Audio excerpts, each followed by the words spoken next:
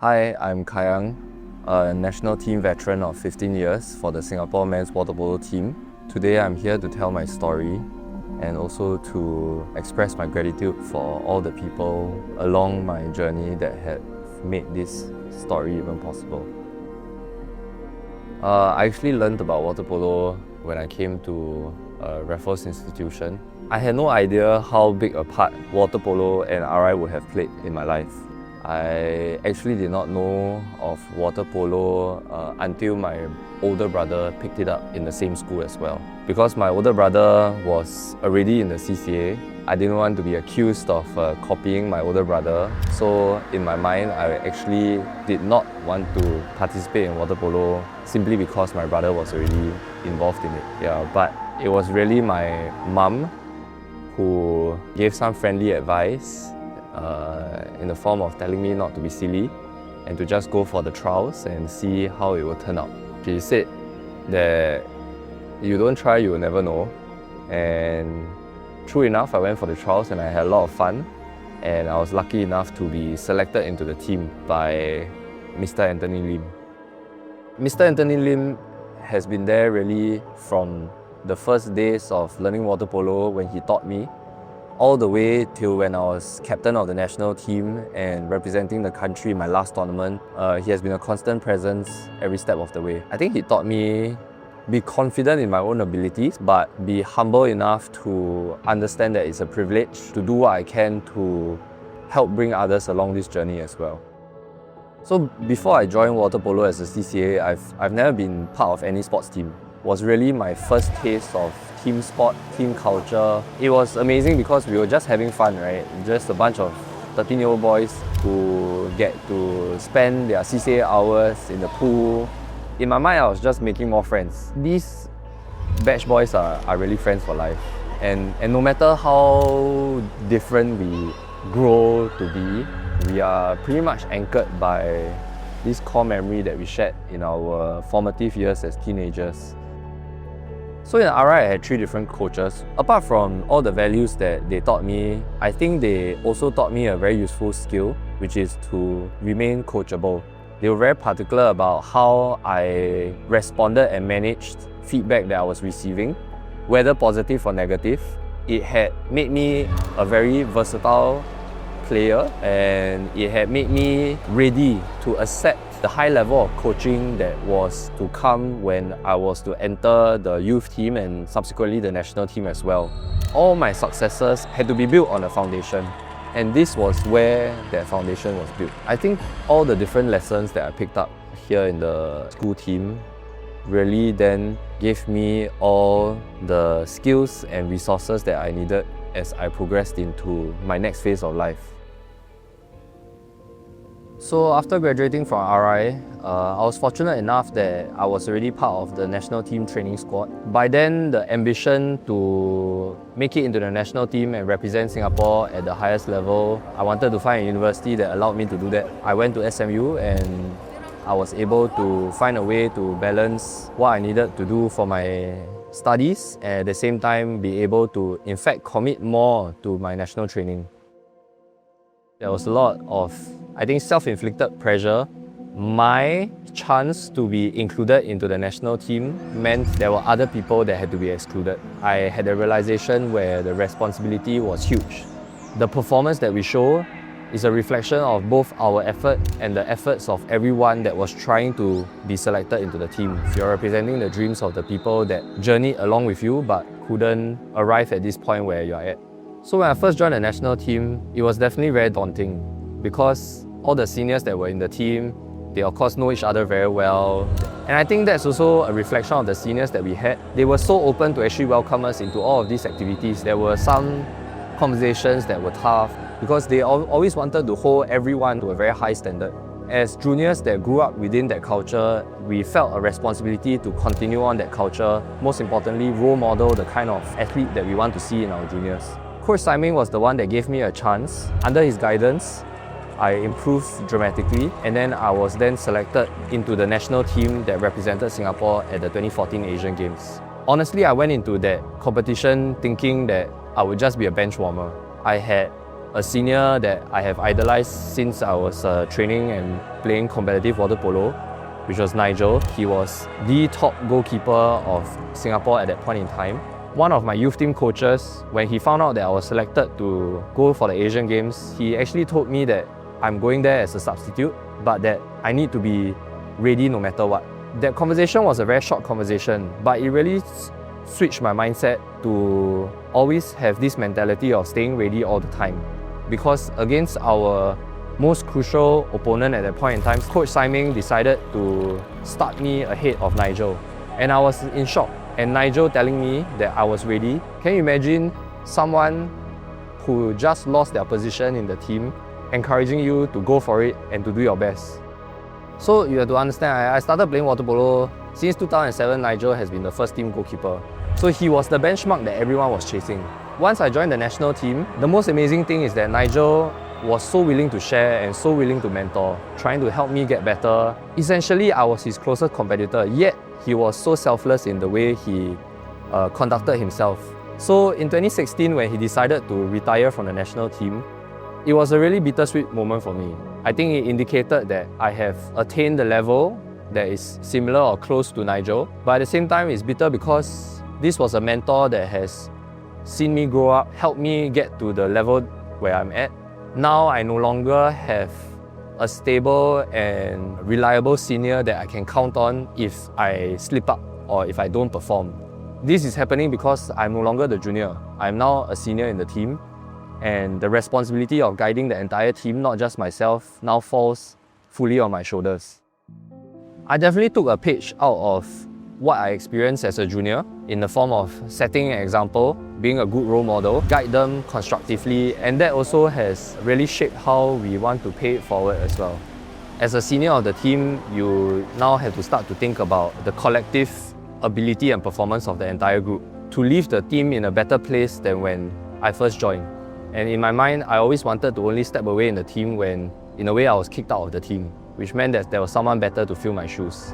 And I think in 2025, with the kind of talent that we had in the team, that was exactly the moment. After the World Championships, I had a long conversation with my wife and also Coach Khan about how I can best contribute to the team. Although sad and painful, it seemed like the most logical choice was to then retire from the team last year. While my journey as an athlete comes to an end, I think the most heartening thing for me is really looking at my juniors and seeing how well they are performing now and how much more they have to go in terms of their potential. And I can't wait, and I'm so excited to see where the team will go from here and how high the juniors will bring the team to the next level. I would say that the friends that continue to show up definitely understood my motivations. Because they know me beyond my identity as a national athlete, they knew how passionate I was about it, how much sacrifice needed to be made. So the best way that I feel like they helped to support me both on my victories and my defeats is that they never saw me as Kayang, the national athlete. They just saw me as Kayang, right? They have really stayed by me through all the different seasons of their lives and my life, even though I am very much a very absent friend. Hopefully, I will be able to continue to do right by this group of very amazing people. For me, I always say that I count myself as very lucky because when I started to date my wife, it's like I hit the jackpot twice. My eventual in-laws were so supportive of what I was doing, sometimes delay meal times just so that I can make it without any hesitation, whip up a meal for me. Throughout the entire time, the only question that they had for me was whether I ate enough, whether I rested enough. I count myself very blessed to have joined another big, loving and supporting family. I don't think I've openly spoken to my siblings about what they may have missed out on. The support they gave is a very quiet kind of support. Once in a while, will check in on me, how are things, Then there will be the very practical side, right? If I'm slipping in terms of my academics, they will come and help me do some revision, they will come and give me some tutoring, right? I think that My siblings were also very accepting of the fact that their youngest brother will be missing a lot of the times because he's somewhere, some training or some competition. And these are the silent things that my parents had to forgo. Time with their children, time with their son. When was the last time I had a family holiday? In a way, they are like giving up their son, and they never once complained that I did not spend enough time with them. They just gave me the space and the resources to really chase my passion all out. I mean, if RI was my foundation, my family is like the ingredients. Yeah, and I just want to say thanks for everything, right? Everything they have done for me and everything that they continue to do for me even now. My wife and I started dating in 2017. She was very aware of the identity that I had as a national athlete. Did she know fully what she was getting herself into? She thinks that she knows, but at the same time, I think there were blind spots that both her and I wouldn't have known. I think people won't understand stress that a partner of a national athlete has to endure. That athlete has to go into intensive training, be extremely fatigued, uncertainty around selection, major disappointing losses. It is, without a doubt, all of that emotion will spill over, and sometimes that comes with a lot of negativity, a lot of anger. The same emotion that makes me very aggressive in the game, that makes me a good player, sometimes also then spills over into my personal life. When that happens, it's actually Ethel that is the one that is the stabilizing force, right? That is helping to ground me and actually helping me mentally reset. And I don't know if she knows that she has been doing that for me all over the years, right? The dream was mine and much of the sacrifice was hers. There were definitely a lot of burdens that she had to carry. For example, in 2019 when we lost the SEA Games, I actually told her, I can't stop now. I need to keep going and win back the gold medal. And she completely understood. That meant that whatever plans that we had may have needed to take a back seat. And yet she was very okay with the sacrifices that needed to be made in order for me to realize that aspiration of bringing back the gold medal. I don't know how she does it. She never once told me, you are spending too much time in water polo. She is still the one that continues to encourage me to pursue my passions, that she will be with me every step of the way. I love her very much, and I want to thank her for all the sacrifices that she has made, sacrifices that I'm sure that only she knows about and she has never mentioned to me because she wouldn't want to put the burden on me. In all sense of the word, is really the better half in our relationship. Yeah. What else can I ask for? 20 years ago, I was an ordinary 13-year-old boy attending a school water polo trial, with no idea where the sport would eventually take me. What began as a school CCA became one of the defining journeys of my life. Along the way, teachers gave me a chance, coaches gave me their patience, wisdom, and belief. Teammates gave me their trust. Seniors showed me what responsibility looked like, and juniors reminded me that the future will always be in good hands. I learned that excellence was not simply about talent. It was about commitment, accountability, and continuing to show up even when no one was watching. Raffles Institution gave me the place where this journey began and taught me to try, fail, learn, and try again. At SMU, I found a community that walked alongside me as I learned to balance sport, studies, and adulthood.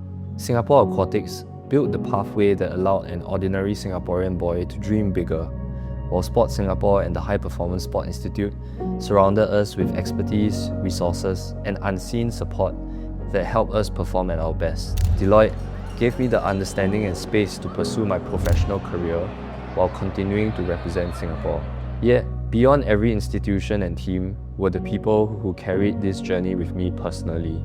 My friends understood the absences missed gatherings, and many times when water polo had to come first. My parents and siblings shaped their lives around my trainings and competitions, but never once made my dream feel like a burden.